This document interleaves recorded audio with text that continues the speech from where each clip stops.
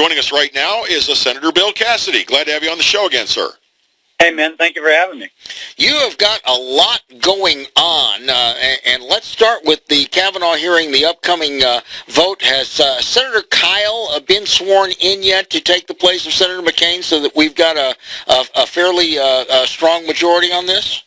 He has been sworn in, and we should have a almost unanimous majority. Brett Kavanaugh is exceptionally well qualified, and it's not just me as a conservative. They have folks who self-describe themselves as liberals saying that he's a superstar. So these are jurists, not people running for president as senators and trying to seize the stage to make a scene. So the guy's incredibly well qualified. He's going to be sworn. He's going to be approved by the Senate. He will be a senator. I think the announcement was today that they plan to hold a vote before the Supreme Court session starts at the beginning of October. So sometime in the next couple of weeks, we're gonna hear a vote. Yeah. That's good news.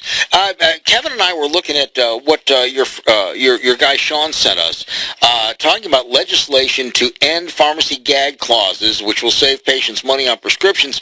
And we are not that familiar with that term, so you're going to have to give us the quick primer on that, if you don't mind, Senator.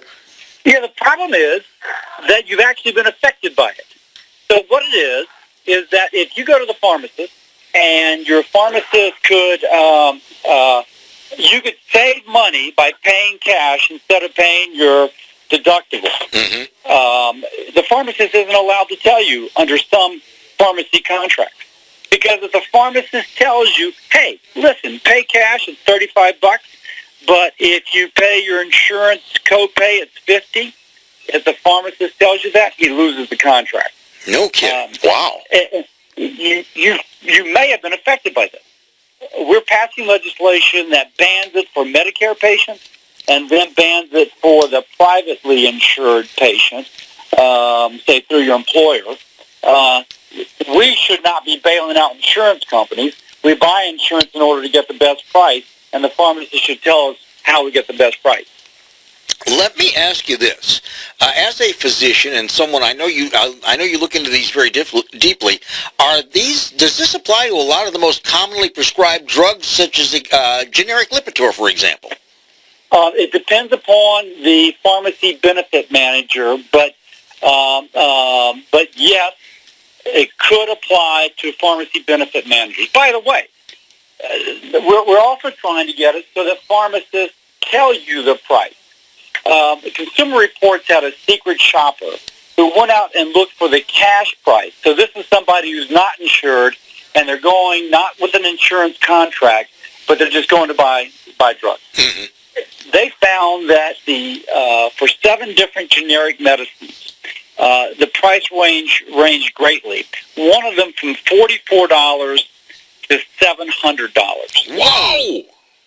And so in this case, this is very different from what we described with the gag clause, where you have kind of a contract that's dictating what the price is.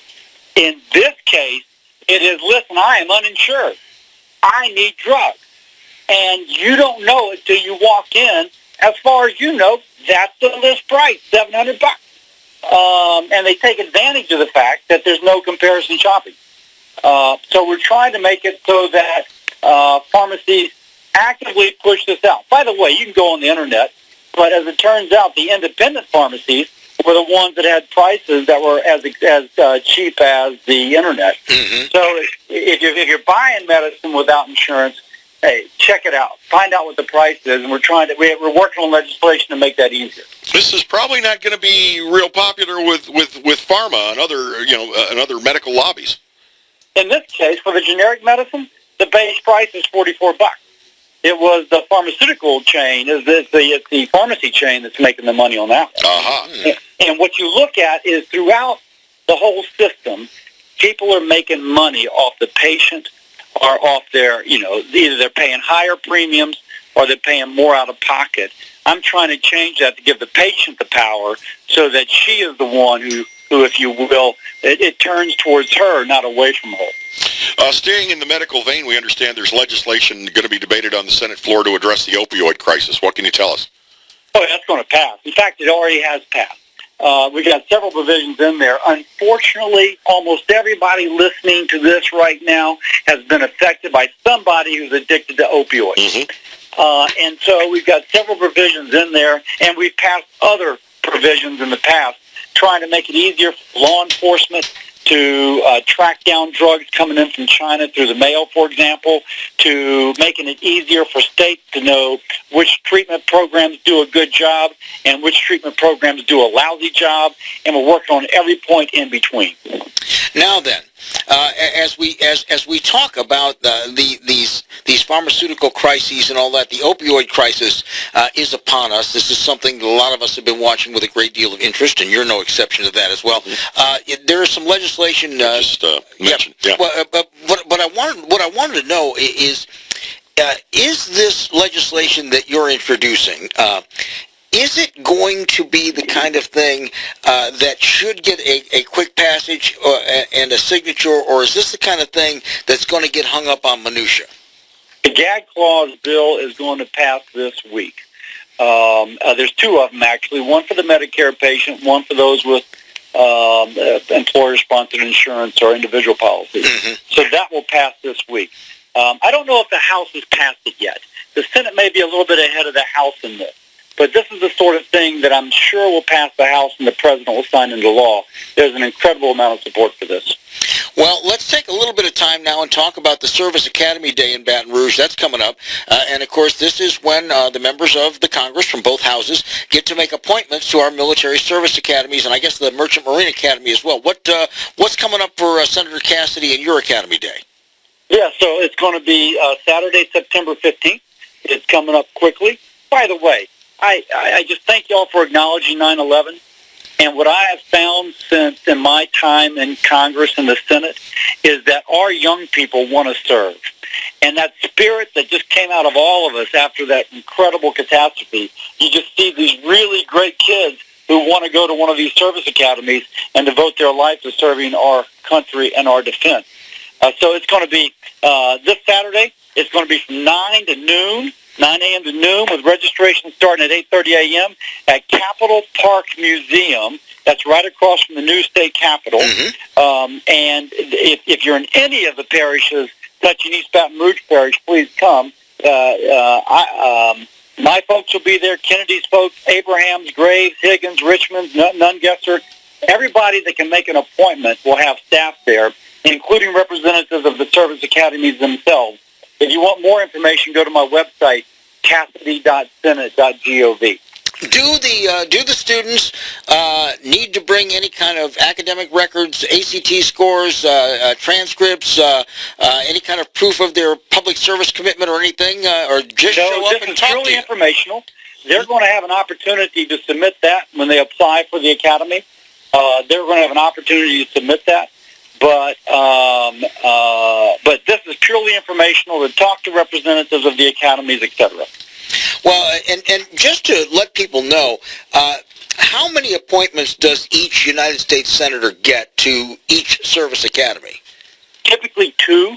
And so that's why it's so good to have representatives of 1, 2, 3, 4, 5, 6 different offices there.